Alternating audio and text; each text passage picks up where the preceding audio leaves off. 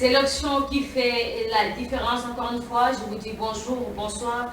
Cela dépend de l'heure à laquelle vous êtes en train de suivre. C'est votre émission, le Kambla Mafuta, émission Oyo. Et Sungaka Bino partout, Bolonaka Bisu, Bololenge Kani.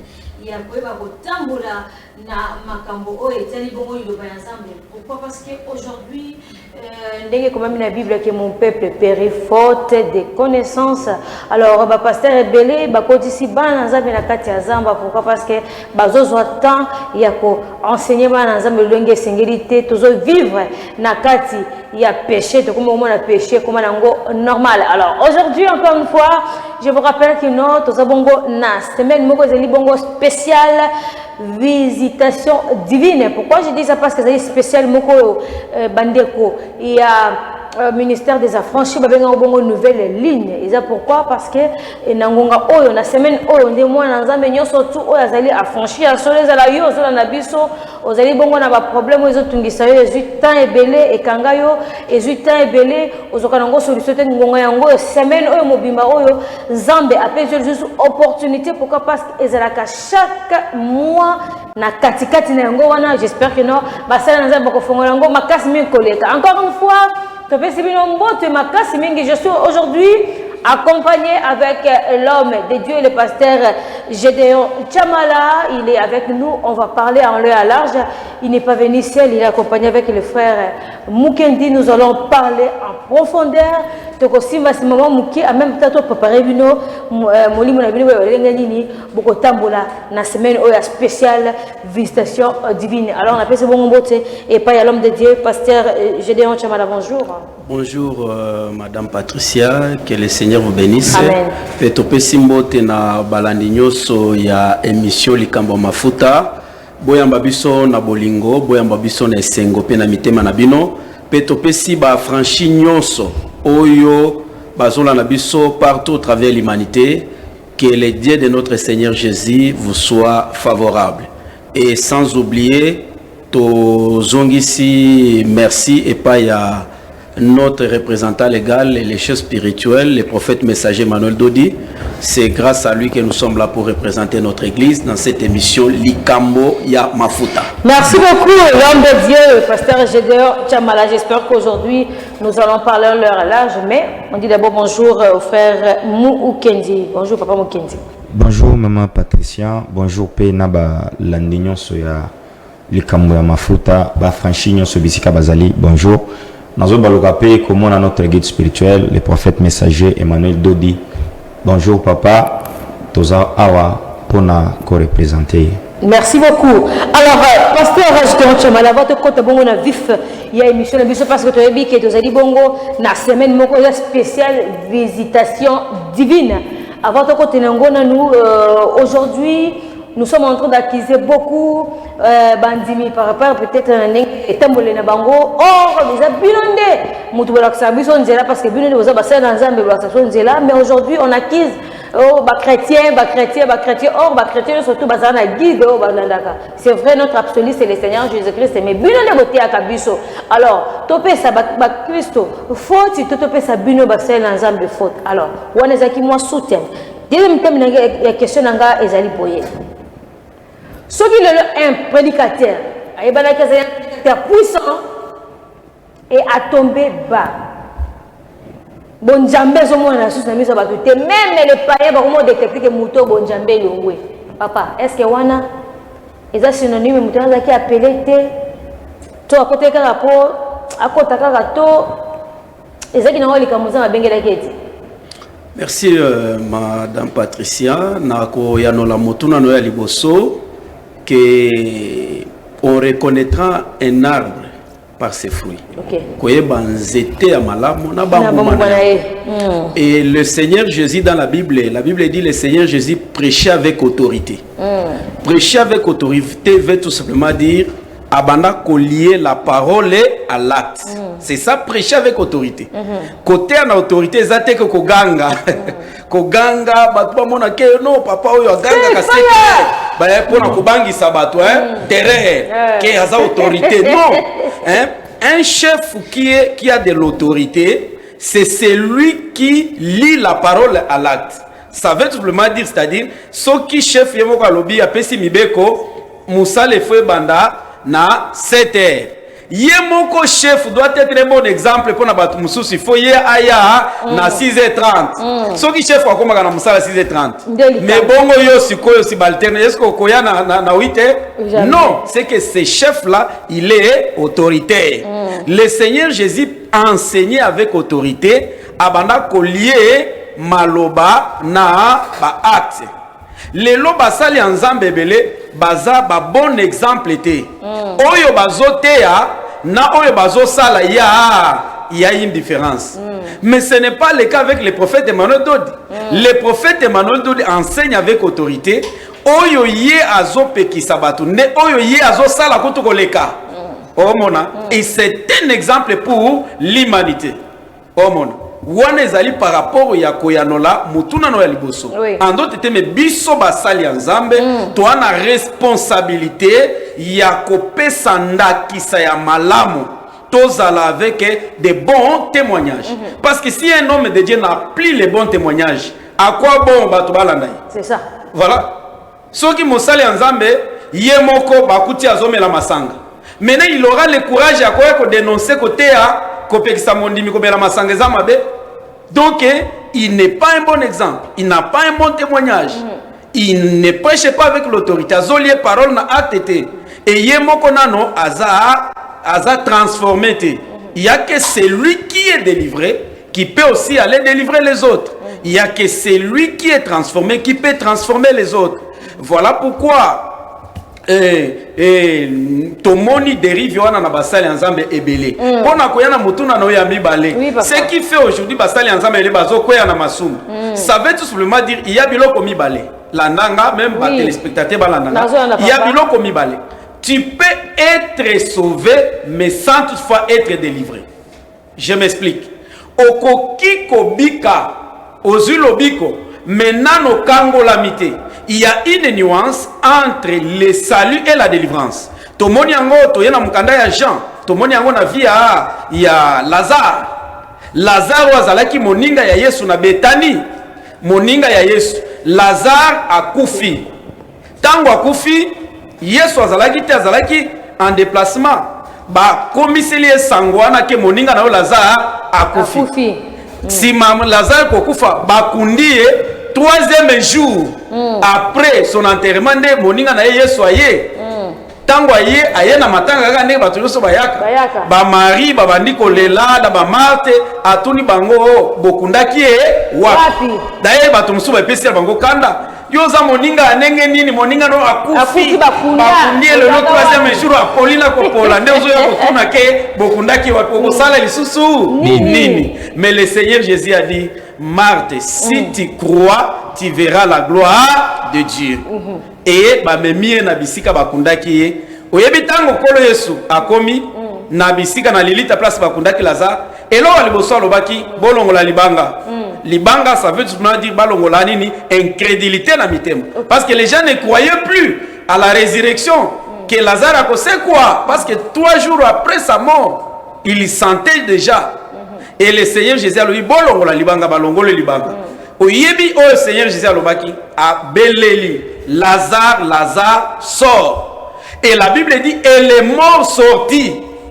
Mais tango Lazare a la muki na bakufi abimi nankunda, mais Lazare n'était pas délivré. Il est sorti tout en étant les mains et les pieds liés. Voilà. Il a fallu maintenant que le Seigneur Jésus amène Lazare dans la délivrance. Il a dit maintenant déliez-les et laissez-les aller. On délie que celui qui a été lié. On délivre que celui qui a été livré. On rachète que celui qui a été vendu. Kobimanakati Ankunda, c'est ça le salut. Lazare a eu la vie sauve. Sa vie a été mise hors des dangers de la mort. Mais il était lié. Mais lié, les pieds liés, il n'était pas délivré. Il a fallu Seigneur Jésus a maintenant deuxième étape, la délivrance, c'est délier les, laisser-les aller. Quand on l'a délié, balongolié, balien, oye bandako kangaye, a komaki libre et Lazare a tambola qui maintenant zongi na vie normale. Il en est de même basali ensemble belé bola nanga avec raison, kola nanga avec émotion te, makambo tozolo ba eza na profondeur, il faut nous suivre avec la raison.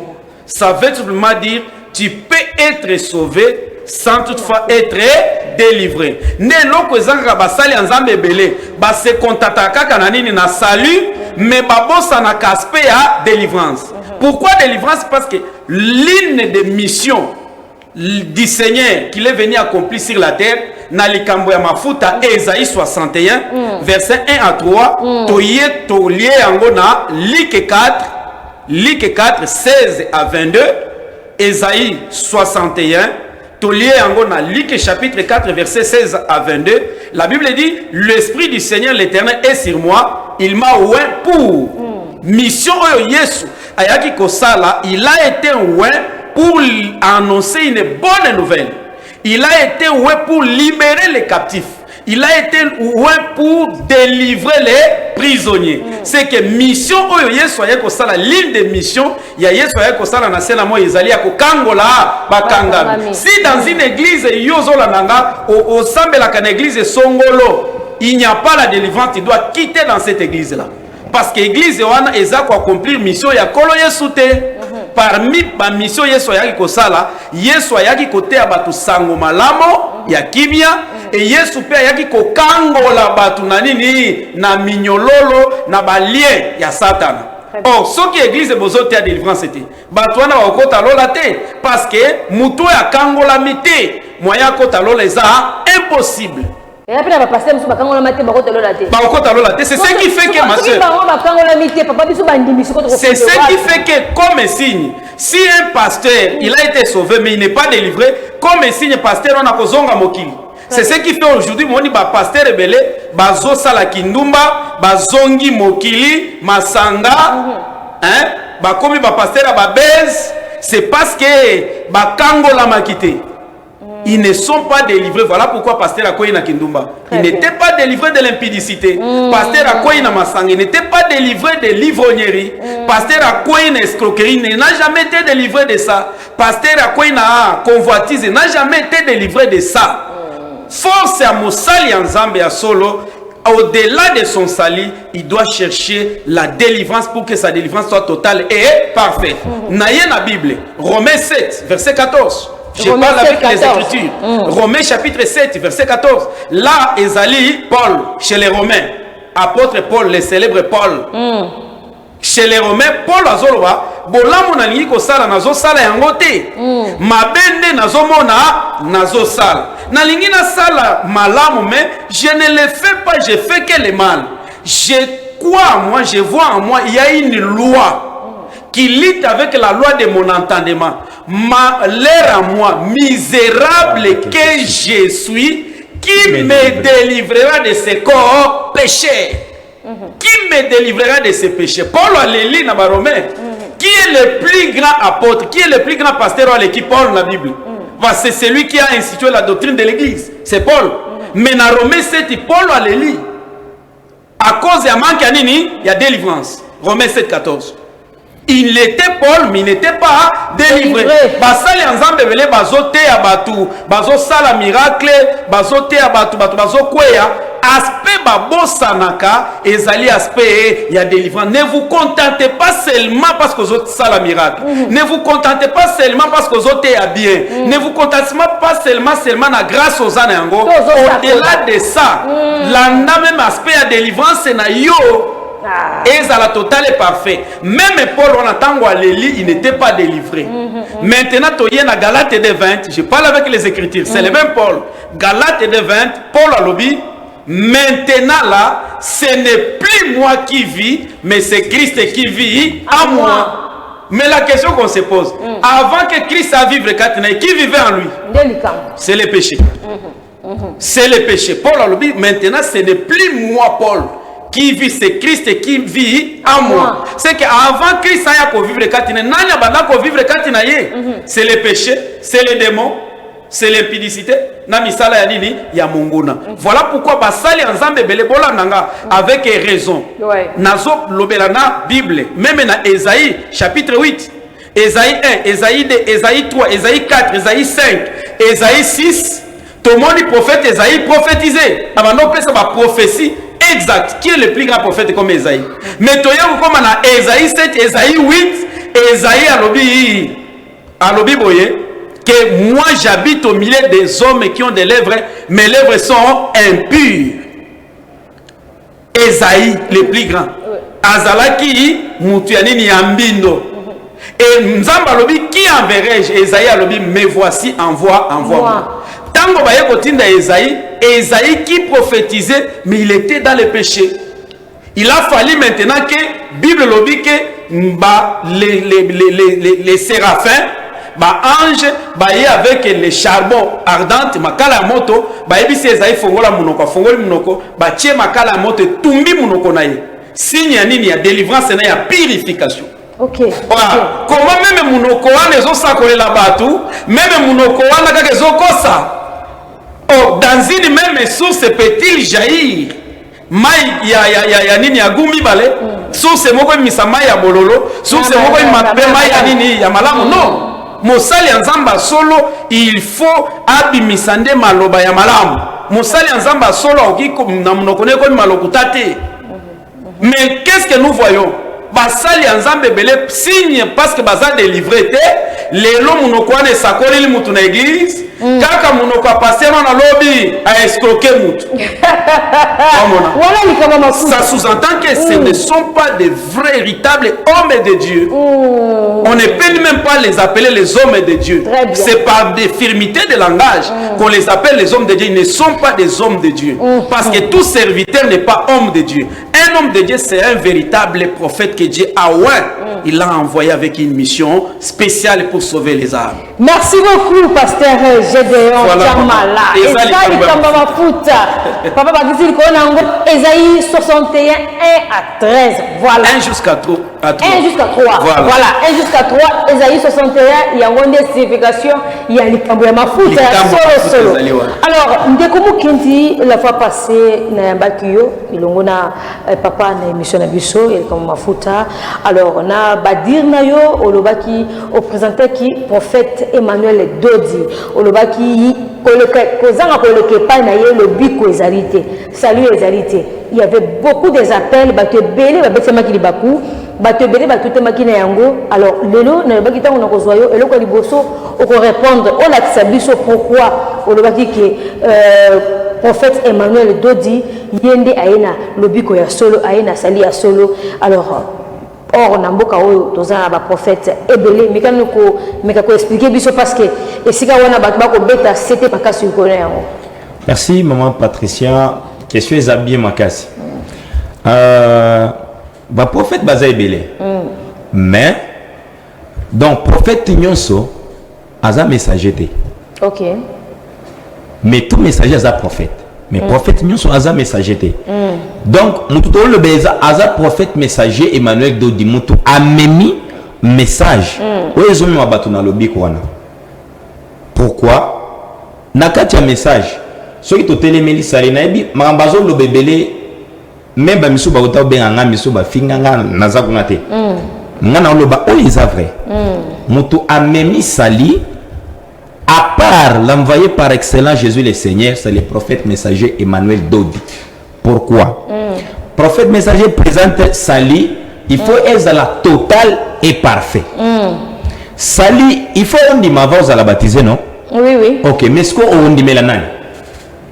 Il faut noter tout na on a baïbi sa biso. On dit méla sikolo, nani il faut on dit méla. Parce que secret à l'objet nous avons révélé en Okaka et pas prophète. Amos 3, 7. Nous avons l'objet à ça la kalikamute sans toutefois pour révéler secret et pas nini. Moussa n'est pas prophète. Ce que nous avons un secret. Il y a Sali, c'est le prophète messager Emmanuel Dodi. Pourquoi?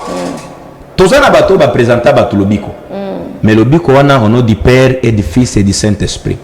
Mais ce que nous avons retourné à Bango, qui est le Père, qui est l'Esprit, qui est le Fils. Ils sont incapables de démontrer.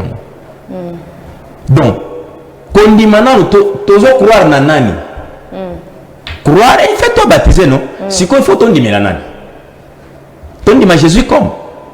Premièrement, on a dans le biquet, bakobikate do babikate. Omoni Jésus comme est-ce que obiki te osambela na yo mais obiki note. Mais prophète même de d'ailleurs l'obiki Jésus aza comme te. Comme déjà au compassion là le bilelo que mutozo kuna logo la madame Patricia est-ce que na moni bien? Na moni bien te. C'est que prophète Emmanuel a raison.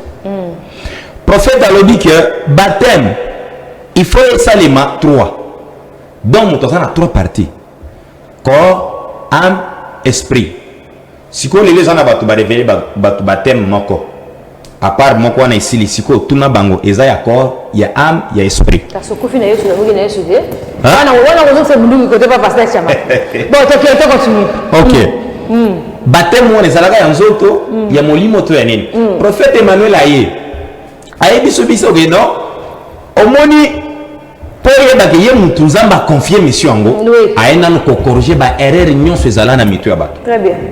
Premièrement, naïbi okolega na ba église mususu ebi près de notre père salemaka. Oui. Volonté nzambe balobi bandela wapi. Pona bango balobi ke bandelaka awana. Sur la terre. Mais prophète Mambe d'ailleurs lobi non.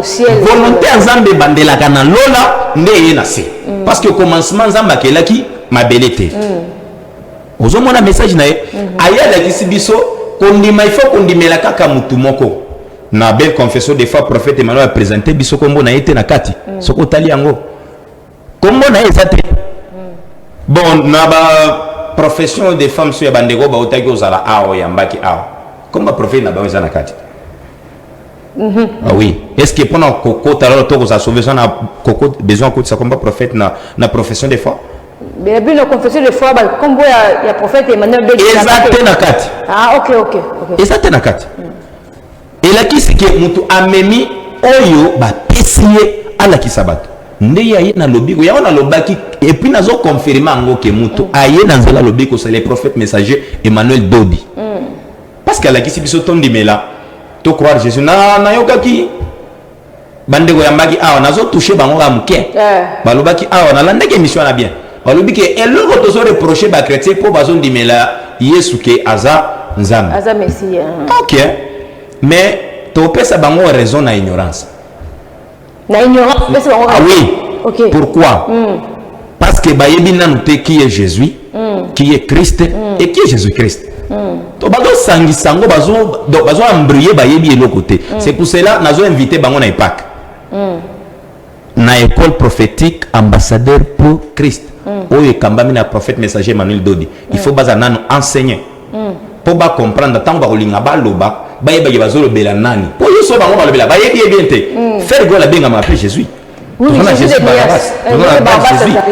Jésus va présenter à biso nani. Vraiment, vous avez raison. Oui. Il faut adhérer à l'EPAC. Ba kota dans l'école prophétique. Le prophète messager Emmanuel de pour comprendre so ba linga ba lobela Jésus ba yeba ba lobela nani. Donc etikali bongo muto amemi lobiko c'est le prophète messager Emmanuel Dodi. Ezabongo. Merci ndeko mukenzi na ozonga munduki na koto e papa Chamala. Na kozonga pa no sima. Papa Chamala. Makamu ndeko mukenzi lobi oui, c'est bien à se défendre railler. Mais quand tu vois lobi baptême, il faut baptême zo mambala misatu. To yebi kena ngomba la biso baptême zo ngambala moko tokei okufi na Yesu wala mungi na Yesu. Mais ce que bobi sala mala misatu ekisi na yena jilo akena pemi na yedi susu na jui. Wana na yedi na jui. Après ça que na sumuki après na yesu na zui na sumuki après yesu na zui ne siko na zui délivrance totale to ezandele nini. Merci beaucoup. Parce que likambo mafuta meme biso to lobela likambo lobiko. Très bien. Parce que même na mission yesu ya qui ko sala par ligne de ces missions l'esprit du Seigneur l'Éternel c'est moi pour annoncer une bonne nouvelle. La bonne nouvelle Bible est ko lobela ngol sous Marc 16 15 à 16. La Bible dit allez par tout le monde prêcher la bonne nouvelle, ceux qui croiront, qui se feront baptiser seront sauvés. Pourquoi le prophète Emmanuel Dodi il est le vrai envoyé? Jean chapitre 20 verset 21. Je parle avec les Écritures. Jean chapitre 20 verset 21. Le Seigneur Jésus a dit ceci. Comme mon Père m'a envoyé, Hein? Moi aussi, je vous envoie. Donc, l'envoyé de Dieu par excellence, c'est Jésus le Seigneur. Ok? Lui aussi, Jésus le Seigneur, il a aussi envoyé les apôtres et les prophètes. Très bien. Ok? Nebisika Tokuti, prophète Emmanuel, donc il est un véritable envoyé. Même à Toye na plateau, Toye dans les plus bas niveaux, tant que Tokuti na prophète, à Teibiso, mission Oyo, Kolo Yesu, à Pesaki, à Tindaki, à Kosala, na Sena Moy, lui aussi il nous forme, il nous envoie, nous aussi nous devons aussi les envoyer dans les plus bas niveaux. Même moi, dans Zambé Nyonso, il faut asala nini ate asangolango comme il peut envoyer aux hommes parce que nos soins envoyés ko yako balusa batu mitu oh ndenge nini yami bengi aza comme envoyer nzambe oui le Seigneur Jésus c'est lui l'envoyé par excellence il y a lobby dans Jean 20-21 comme mon père m'a envoyé moi aussi je vous envoie. Ok, allez faire toutes les nations mes disciples. Il a envoyé premièrement les apôtres et les prophètes. Ok, prophète est envoyé il y a une mission ya Batubabika. Maintenant, pourquoi il est le véritable envoyé? C'est lui qui l'a envoyé. Il l'a envoyé avec le plan ya Sali. Voilà. Le plan ya Sali. Il y a un plan ya Sali. Parce que celui qui l'a envoyé ne l'a pas envoyé pour qu'il vienne tâtonner. Nengeni Batubakobika. Non. Il l'a envoyé avec un plan exact, global, complet à l'obiko. Et ces plans-là, ils ont un gros plan, qu'on appelle ça qui est, et le gros plan-là dégage les trois plans pour la salir. Le premier plan, c'est le plan de la rédemption. Très bien. Et le plan de la rédemption dégage la foi et le baptême. Marc 16, 15 à 16. La Bible dit, celui qui croira, qui se fera baptiser sera sauvé. Maintenant, comment croire et comment être baptisé? C'est là où il y a des problèmes maintenant. Voilà pourquoi Ndeko, Mukenja Lobike, selon la révélation du prophète Emmanuel Dodi, a vrai envoyé. Pourquoi? Parce que Dieu ne lui a pas donné des choses, il y a tâtonnement. Il vient avec la révélation pour la salut. Moutoua Sengeli Kondimela, Ndenge Nini, Babengi Angon Boyambi. Okoki kokoma mwana nzambe te soko le kina boyambi te. Très bien. Oyambaki kolo Yesu ndenge nini. Voilà pourquoi na koyambisa mutu kolo Yesu ezali procédé nango eza na Bible. Mutu nyonso ayamba kolo Yesu lokola mokonzi pe mobikisi, il est dans les faux. Il est dans les péchés. Devant Dieu, il n'a pas encore crié. Il est considéré comme un non-croyant, un païen. Pourquoi? Parce que comme c'est un adjectif de comparaison, ma soeur. Toza na yo na plateau boy, to fandi boy, to bike omoni sero wana zoya wana aza lokola maman Patricia. Est-ce que ça yo? Ezangate? Voilà. Aza lokola, c'est kalingaka kokana na maman Patricia, mais en réalité ça yo te. Voilà pourquoi ba église nyonso ba yambisa batu Yesu lokola. Lokola nani? Mokonzi pe mobiki. Lokola mokonzi mobikisi. Oh ne ndeko Mukenja lobike ba Yesu baza ebele dans la Bible na ba no peso ba verset. Pesa ka papa. Colossiens 4:11. Na les écritures. Colossiens 4:11. OK. Soko tangi na Colossiens 4:11 okuta Jésus moko ba bengi Jésus justice. Jésus justice, Colossiens 4:11. Okuta wana ba bengi Jésus justice. Justice. OK. Il n'est pas le vrai Seigneur Jésus. Soko ken na acte des apôtres. Aucun acte des apôtres chapitre 13 kuna omona kuna okuta kuna bar Jésus. Jésus et babengi bar Jésus. Elima les magiciens, les faux prophètes. Kombo na ye bar Jésus. OK? Soko ke même na mukanda ya Matthieu, autange on a Matthieu surtout na version français courant okuta kuna Jésus Barabbas qui était le plus grand brigand. Natango wana, il était prisonnier.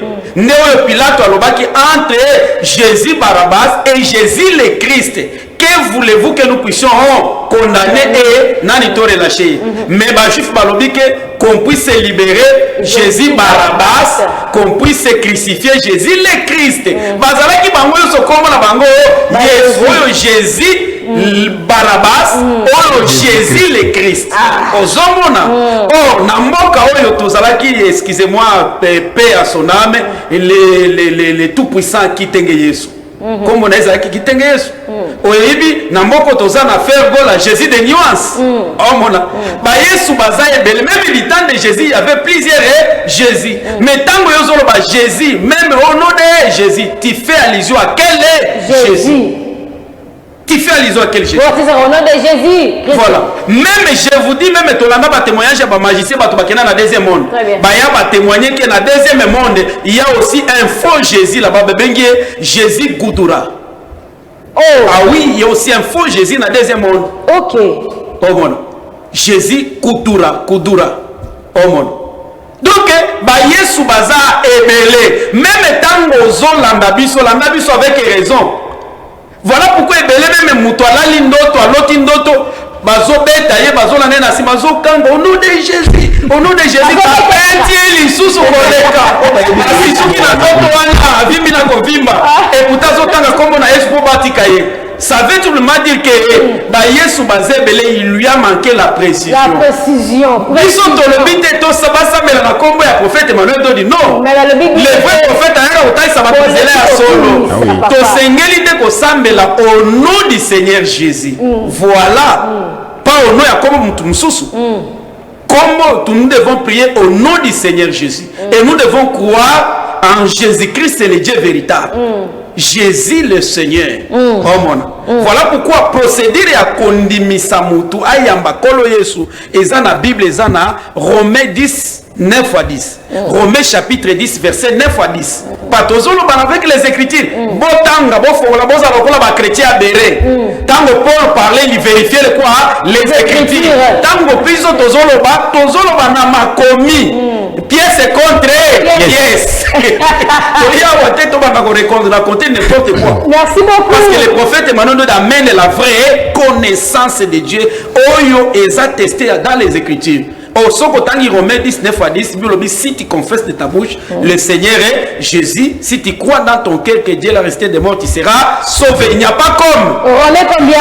Romains chapitre 10, verset 9 à 10. Okay. Romains chapitre 10, verset 9 à 10. Ne procéder à l'olenge mutasengeli koyamba kolo Yesu. Basaleli belle confession de foi et nasima mena komema na libatisi ya mai ozochola. Parce que baptême ya mabe mutu nyonso azwa baptême ya piscine eza lokuta okota lola su ya babidon ba musu bazwa baptême ya babidon ya ba baignoire ya ba douche bakota lola te. Le vrai baptême il faut mutu azala plonger totalement parfaitement dans l'eau qui coule parce que baptême eza na biloko mibale il y a la forme du baptême et le fond du baptême. La forme et le fond. La forme du baptême, tu dois être baptisé dans une eau qui coule. Voilà. Okay. Le fond du baptême, ce sont les avantages. Quand tu te fais baptiser, ni sur le plan spirituel. Voilà. Dans le baptême, ça mon frère, ma soeur. Ceux qui sont baptisés dans la piscine, c'est pasteur là qui a rendu un mauvais service parce que le baptême à la piscine est biblique. Il n'y a aucun verset, même si sont baptisés dans la piscine. Jésus lui-même, notre modèle, notre référence, Matthieu 3, il a été baptisé par Jean-Baptiste dans le fleuve Jourdain. Je parle avec les Écritures. Matthieu chapitre 3, 1 jusqu'à 16. Jésus a été baptisé dans le fleuve Jourdain par Jean-Baptiste. Lui, c'est lui notre référence. Jésus ma référence Jésus a sa référence na yo siko makambo yozo sala. Est-ce que Yesu asala kiango? Il faut ça Yesu asala ki pose la référence na yo. Pourquoi pozo inviter bana nzambe nyonso. Basali nzambe nyonso oyo bamona ki bazanga ki connaissance. Baya koluka connaissance pour la Bible dit mon peuple est détruit parce qu'il manque la connaissance. Connaissance on est yé na nzela ya prophète messager Emmanuel Dodi azote ya kaka solo kozongi salingomba na nzela même basali ebele awa na libanda moka bazolanda ye bazozwa enseignement prophète po bazongi salingomba na nzela batu babika musala nzambe ke. Merci beaucoup pasteur Chamala nazongi bongo epa ya mukendi semaine oyo tokoti déjà na semaine moko ezali spécial parce que cette semaine il y a visitation moko divine yo depuis au côté depuis au confesser au croire vous avez baptême. Ah oui. Combien de fois déjà? 2. C'est le mot quoi. Vitesse également. Alors eloko nini oyo yo mukinzo talobi na kati ya semaine où il y a visitation divine depuis ngai na sina croire na sina na confesser pe na croire na monoko na pe na zu baptême et loko nini ya makasi oyo ko le ba ba hôtel biso parce que c'est une semaine moko spéciale il y a une nouvelle ligne. Merci. Semaine oyo musako ya talisi biso ke za semaine oyo to memelaka nzambe tata ba besoin na biso. Ndena chaque mois tozala na prière ya nouvelle lune oyo eza etombaka selon calendrier au prophète aye nango première dimanche il y a mois selon calendrier ba romain oté premier dimanche ya mois tozala na prière ya nouvelle lune nde musako ya talisi biso ke eza na tango oyo toya ko memela nzambe tata ba besoin na biso po ayeba na koyanola biso na ba besoin wana omoni na tango nyonso apesi biso totambola nango mais à recommander chaque mois il faut que otalise ba besoin nango Très bien po ayeba koyanola yango kosala o ezali po sa ya motema na yo c'est ça siko eloko nini yo osozwa to bénéficiaire na kati ya semaine oyo banda oza kuna na kati ya ba franchir biloko ebele premièrement nanu tokolo bango spirituellement po oyo nyonso ebimaka physiquement ebandaka na spirituel makambo nyonso tomona physiquement ezala doublir nango sur le plan spirituel donc nakoza mtumo nazali tobenga on salité na molimo o comprendre na salité na molimo mais dans nouvelle ligne ya keza visitation moko ya makasi do isale maka délivrance mo isale manam na kati na biso avant il s'est matérialisé physiquement mon changement ba makambo bo yumo na bénéficié belé parce que naza si que naza délivré ezali kamba mafuta c'est l'action qui fait la différence makambo bandi ya solo makambo bandi ya solo. J'ose croire que bokani makambo nyonso tu oyo l'homme de Dieu Gédéon Chama ya lobian toza la semaine moko ezali semaine moko ya visitation divine ndeko mukenza lobi esalemaka kaka mbala moko na moi c'est dit etomaka mingi fo ezala dimanche moko ya moi wana mais papa siko panga moi wana surtout tozoka makambo tozokomaka tozalaka nouvelle ligne siko tona ba problème na yo kufa papa ba nouvelle ligne yana komaka kaka yana zelaka nouvelle ligne papa etomaka nouvelle ligne. Bonne question ma sœur. Na lingi opona ba mituna ya yobiano ya yo papa.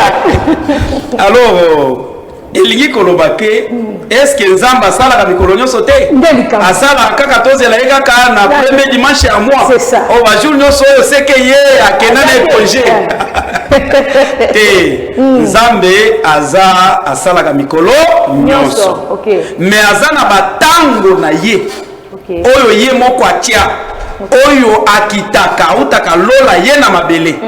Parce que la Bible est na Ecclésiaste 3:11. Il fait chaque chose bonne à son temps. Ecclésiaste chapitre 3 verset 11. Nzamba salaka eloko ya malamo na tango na ye. Ok. Vous voyez que meloko nyonso ya malamo nzamba salaka ngo libanda ya tango te. Asalaka ngo selon le temps qu'il a fixé. S'il y a les moments favorables, il y a aussi les moments défavorables. Moment où nzamba fixa na calendrier na ye divin parce que batu baza na tango na bango mungu naza na tango na ye nzambe pe azala na tango na ye na vie ya mutu. Maintenant le prophète Emmanuel de l'étant le plus grand prophète aye maintenant na révélation ko yebisa biso batu fo bayeba batango ya nzambe parce que soko luki nzambe libanda ya tango eloko wana ozoluka ngo ekoumela pose wa réponse mais soko luki selon les temps favorables okofournir effort rebelete parce que ozoluka ye na nini na tango elongo bani parce que Bible ezoloba na 2 Corinthiens chapitre 6 verset 2 on comprend que là c'est les écritures pièce contre pièce 2 Corinthiens chapitre 6 verset 2 et le Bible au moment favorable j'étais exaucé. Au moment favorable, j'étais exaucé, maman Patricia. Au jour du salut, j'étais secouru. Virgule, Zambarbi, voici maintenant les moments favorables. Voici maintenant les jours du salut. Ça sous-entend que Dieu a déjà fixé les temps favorables où lui-même il descend pour venir solutionner les problèmes à Batuna Sena Moï. oh batango wana bandimi ebele basali ya nzambe ebele bayebi batan ya nzambe te nde tango ya nzambe wana nde babengi yango temps de visitation divine et ça la Bible psaume 65 verset 10 je parle avec les écritures psaume 65 verset 10 la Bible dit quand Dieu visite la terre il laisse l'abondance il la comble des richesses c'est que nzambe tozola dans nzambe ya nini il y a visitation maintenant la visitation wana yoka maintenant nazo rejoindre des questions na yo toi na visitation ya jour Dieu visite bato na jour na ba heure songolo na jour moment nzamba visitaka bato ezalaka de 3h à 6h de 15h à 18h na jour 3h à 6h OK 15h à 18h voilà pourquoi Jésus le Seigneur bandako sambela na butu Yesu bandako sambela na butu parce que azalaki na secret moment wana lole ezalaka polele pona koyoka lo samba bato na se na mo pona kopesa solution to amena na visitation ya semaine chaque semaine nzamba visitaka bato mukolo moko ezalaka chaque samedi babengi yango saba voilà pourquoi ba juif et baza béni parce que un juif lui prie que le samedi le sabbat et on a séquelé sur le plan invisible toi maintenant la visitation ya mois une fois le mois Dieu visite son peuple une fois nde babengi yango premier dimanche ya mois selon le calendrier à Lola et premier dimanche on il faut tomber le 10 ou soit le dimanche qui vient wana nde comme une nouvelle ligne ndenge par exemple mois au ezali 11e mois novembre nouvelle ligne est tombée le 12 parce que premier dimanche à mois ezalaki lobby ezalaki les 5 est tombé le 10 c'est que le dimanche qui vient ezali le 12 nde dimanche est comme dimanche ya ngambo et tango est commis semaine spéciale ni ne rendre yango spécial c'est par rapport à nzambe oyo azoya ko visiter bato parce que c'est voilà muto azoya wana nzambe aza lokola yo nanga te Dieu il est spécial quand les spéciales arrivent les choses ordinaires tombent et laissent place à ce qui est spécial et tango nzamba zoya ndenge wana nzamba sengi na biso bana na ye toyela eka biloko combien misato il faut moko na moko a présenter ba besoin na ye nyonso ba besoin na nyonso zo tungiso na sena mo olio bana okamatela bato ba problème na yo tata mwasi noko ndeko na musala qui n'a même pas une solution à te donner soki apesi yo lelo akabeli yo $20 sima okeboye na sima mokongo na bandi kotonga yo kaye mpe alekisi si asambelaka ayimbenga aza mwana nzambe pourquoi baeglise na bango nzambe na bango azosala te nde bafingaka biso et pourtant nzambe aza na batango na ye erataka te il faut mwana nzambe nyonso oyo ozolanda nga tinda basije no na nimero ezali affiché eza nimero ya prophète ozobela osambeli olembi owana baproblème sérieux même na mosala obotaka te olotaka bandoto ya mabe ba mari de nuit ba femme de nuit ba nyoka omundaka na bango kindokeleki na famille na yo to na semaine spéciale les jours que Dieu change ma vie à bato eza dimanche il y a les 12 qu'est-ce qu'il faut faire présenter vos besoins Philippiens 4:6 ne vous inquiétez de rien mais en toutes choses faites connaître vos besoins à Dieu par la prière les supplications avec des actions de grâce. Nde moment to ya ko kamatela nzambe. Voilà, pour présenter ma besoin. Deuxième chose, toyaka ko adorer nzambe d'une manière spéciale. Adoration. OK. Adoration. Adoration spéciale. Mikolo yo to adoraka ezali ordinaire. Mais adoration semaine oyo comme spéciale pour nini voilà to kota na mozindo ya adoration parce que tango zo adorer nzambe wana ozo pesa ye raison a salela yo miracle a changer vie na yo troisième des choses toyelaka semaine oyo toyelaka ko pesa ye libonza ko bonzela nzambe parce que bayambaka mokonzi nyonso maboko pamba te Dieu est notre Père quand il vient nous visiter nous devons offrir à lui des offrandes spéciales pas mikolonyo sauté et ça quand kolomoko offrande wana et comme un caractère un peu sacré quoi parce que tant donné nzambo yeko la ko rendre biso visiter il est sacré photo pesa ili bonzo e ko kani na ye et offrande wana et yaka ko débloquer makambo ebele na vie na biso voilà biloko misatu to elaka et loko ya mine to yaka pe ko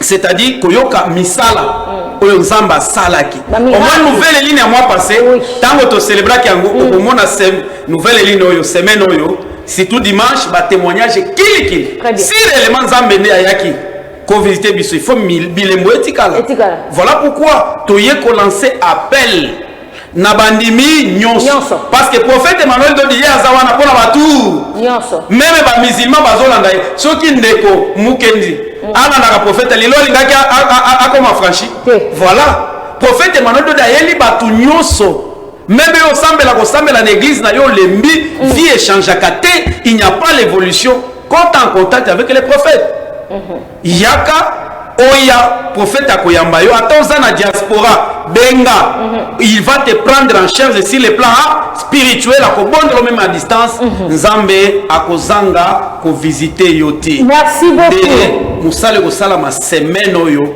ezali semaine ya kokufa na kobika et puis prière eratakate ma sœur omoni kaka ba vie na biso nyonso toza na bilemo yo mokozo eza ekozala deuxième voilà ngana lingi lo sambo na ngai ya semaine ona osambelela yo nzamba sala wata elembo yo moko yo pe tango ozolobela likambo mafuta obana oyebisa bato likambo mafuta ya solo ebongi na prophète Emmanuel parce qu'il y a des mopakolami mafuta ya solo prophète Emmanuel so kokutani na yo same l'église na ye vino il faut changer très bien pour la témoignage ah oui alors ndeko mokenzi to ke pona pratiquement na soke émission na biso le moko on lancé na bateau ba hôtel la biso le moko lancé il y a fort au lancé c'est vrai ba te bien combien de messages bateau bazaka na ngamu na bino ba yongwa pe lokola yo ba koma pe ba Kristo mais bazo évoluer l'église mususu un message na bateau no soto to botanga kombo na bateau no soto wana alors un message moko fort pour nous samala babongo et pas papa nakata to monite ke via ya notre frère Mukenji échangé kuna azalaki Mansour est-ce azalaki boy depuis prophète a memi vie na bongo no monique il y a même un changement changement bato bakanisa ka totamola na mpepe baoluka peut-être bamona ke si réellement Mukenji a changé faut tambola na mpepe mabele baluka changement on c'est si le plan spirituel et ça sali ya âme na ye sali de son âme parce que bilobike à quoi sert-il ya muto a gagné biloko nyonso si na suka nyonso bongisa âme na ye changement liboso ezali sali ya âme na ye eza sauvé ya mibale pe ba délivrance azozwa ya misatu malembe oyo nzamba kolinga akoma na se na moyo akokomisa ye wana compétition na mutu te très bien alors papa Mukenzi mo pas na yo merci maman Patricia na kolingana no muke nazonga nanu et pas bandeko obayaki awa muke ava baya awa na comprendre que batangaki makambo falai balobate bamemaki yo na surat 72 na lobaki ya bademo balobi pe eloko te baambre situation nga nazozongela po soki balandi bayoka ngo après nazo invité bango na ipak bismillahir rahmanir rahim قل أوحي إلي أنه استمع نفر من الجن فقالوا إن سمعنا قرآنا نجبا إذا ما كان بونا تانغا لبوسو dit il m'a été révélé qu'un groupe de djinns prêtera l'oreille puis dira nous avons certains entendu une lecture le Coran merveilleuse nani wa bandolo banayoki expliquer que nzambe mutazo révélé na prophète Muhammad ke ba djinn balobaki OK tozo ke malembe toki direct kana 14 po minutes etikali muke to comme na suka vraiment premièrement avant natanga nanu 14 wana prophète nyonso onzamba tindi akozala na discours entre na ba démonte ba oyo bazalaka na service à prophète baza ba archange na ba ange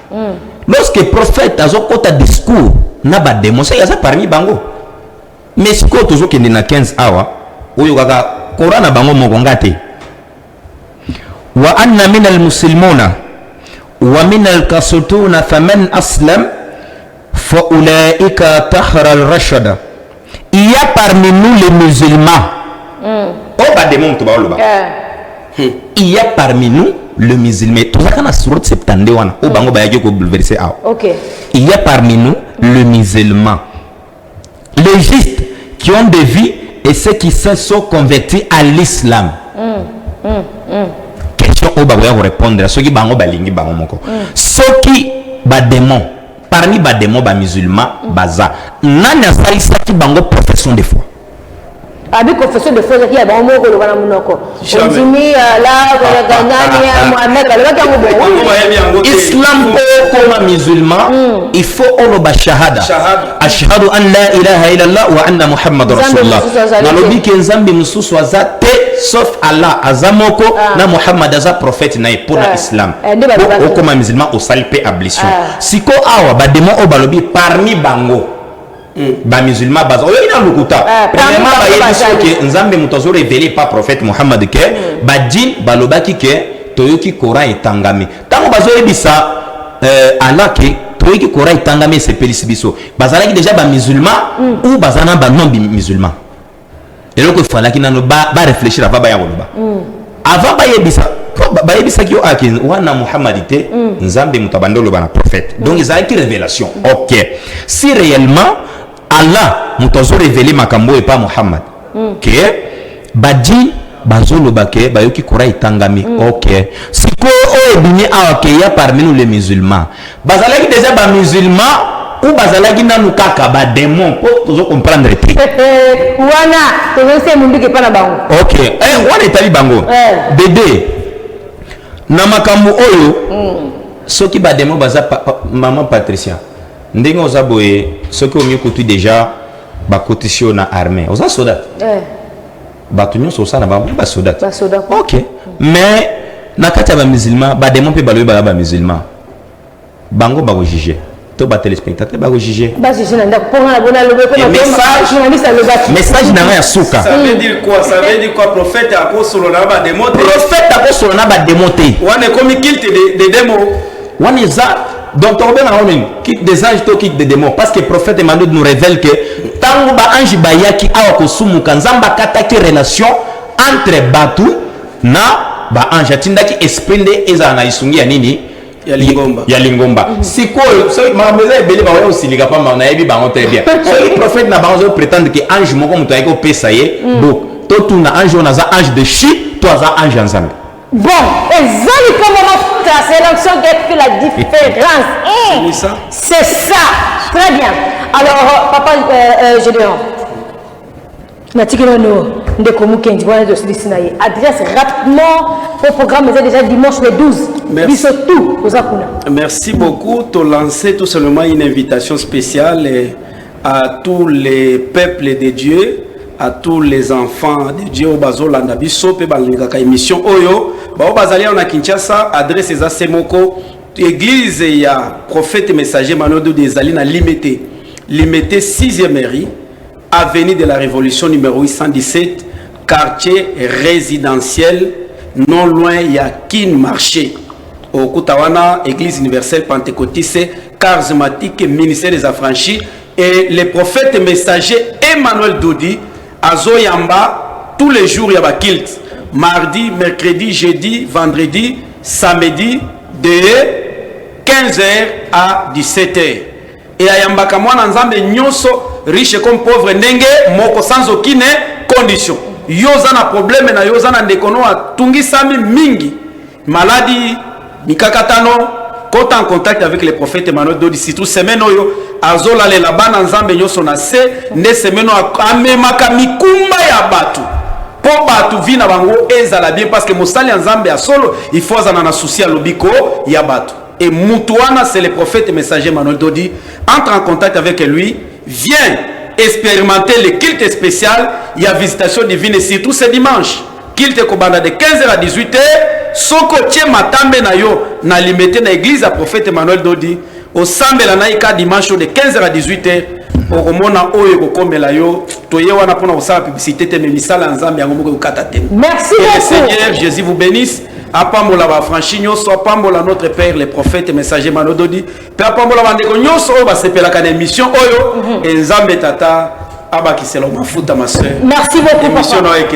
Merci beaucoup et amen. Un grand merci na le prophète messager et le prophète Emmanuel Dodi. Un grand merci na ba franchi surtout au bazokatan ya konda bongo émission oyo likama mafuta ba franchi ya poto ya Bumbashi c'est vrai tika ete vraiment kimia ya tata ezala bongo na mabota ya bino. Et surtout moi je vous invite bino botala kangai yo problème ezui autant ozana problème ya mbasu ozana problème ya maladie il faut bakata yo mozana mbongo te ya opération yaka nanu yako meka pe nzambe Emmanuel Dodi biloko busutu komona musika te to ya. Moi je vous invite parce que moi-même je serai là tokutana wala dimanche il y a les 12 à 15 heures okoyeba nani oyo nzambe atinda tokoyeba nani azali envoyé ya solo ya nzambe. Adresse eza moko na avenue Révolution numéro 817 6e rue résidentielle tokutana bongo mokolo ya dimanche tikete kimia ezala bongo na mabota ya bino. Au revoir.